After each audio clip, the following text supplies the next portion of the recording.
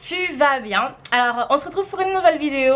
Je t'invite à t'abonner à cette chaîne si ce n'est pas encore fait, et puis à lâcher un petit pouce vers à cette vidéo.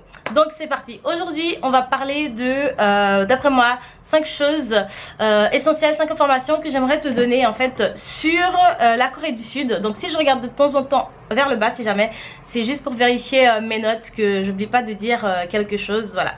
Le point numéro 1.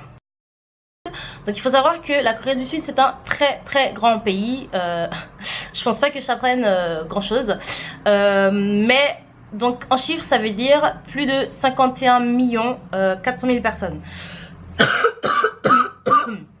Pardon. Du coup ça en fait des têtes.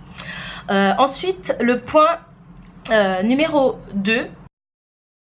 Il faut savoir que Séoul c'est maintenant bientôt 10 millions d'habitants. Donc voilà. Et la zone urbaine de Séoul, donc ça va comprendre Incheon et d'autres endroits, vous pouvez rajouter 25 millions d'habitants. Donc ça fait 10 plus 25, 35 millions de personnes pour le Grand Séoul. Voilà, faut pas se perdre. Oh my god. Ah. Désolée, je suis au bout de ma vie, apparemment. Point numéro 3. La langue. Je sais que les francophones, on dit tous le coréen, mais en vrai, la langue coréenne, ça se dit pas le coréen, c'est le hangul. Donc la prochaine fois que tu rencontres tes potes, tu pourras te la péter et faire la bonne prononciation. Donc le hangul, ça représente en fait 11 dialectes différents. Il y a en fait 7 régions. Donc la zone centrale, là, dans la zone centrale on va trouver Séoul, qui est dans la zone Gyeonggi. Et à Gyeonggi, bon, on a un dialecte. Et tout comme à Jeju, qui est donc l'île coréenne tout au sud, on aura un autre dialecte. Donc ça représente 7 zones, donc 7 gros dialectes. Mais en vrai, dans ces zones-là, il y a des provinces. Et dans ces provinces, on va encore, le dialecte va encore changer un petit peu.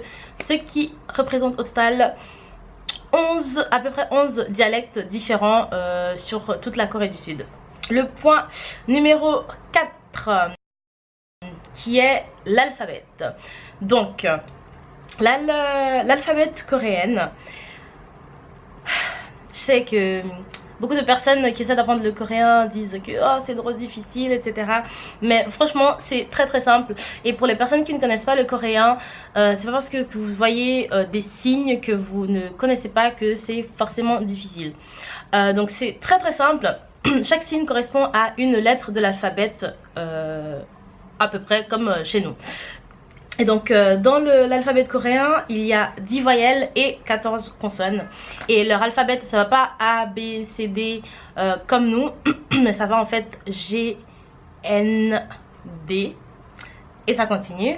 Mais en gros, donc si vous voulez dire l'alphabet coréen, ça va faire Ka, Na, Da, Ra, Ma, Pa, Sa, A, Cha, Cha, Ka, Ta, Pa, Ha. Voilà. Mais c'est vraiment pas compliqué. Il suffit d'apprendre cette base des 10 voyelles, 14 consonnes. Et puis après vous les assimilez ensemble et ça va vous créer des mots. Et vous pourrez commencer à déchiffrer en fait les écritures. Et vu qu'il y a beaucoup de mots en Corée du Sud qui ont des consonances anglophones, vous allez pouvoir vous en sortir et comprendre pas mal de trucs, parce que ça va avoir ça va être avec un accent bizarre, bien sûr, mais le mot sera quand même anglais, donc avec la résonance, vous allez tout de suite comprendre. Et le point numéro 5, qui est la monnaie. Donc la monnaie coréenne, c'est le won, ça s'appelle won, W-O-N. Et donc, très bon exemple, 1000 won, ça correspond à 76 centimes d'euros, ou bien 88 centimes de francs suisses. Et bonne référence si on prend en alcool le soju, que tout le monde adore. Et bien le soju en Corée du Sud ça coûte 1500 won, ce qui représente 1 franc 32. Mais par contre, quand on va au restaurant ici en Suisse, on la paye combien la bouteille? On la paye combien? 35 francs, ouais, on adore.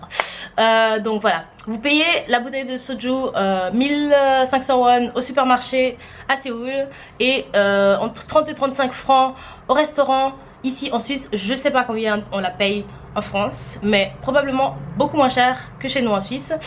Et dans les supermarchés asiatiques également, on va retrouver les bouteilles de soju.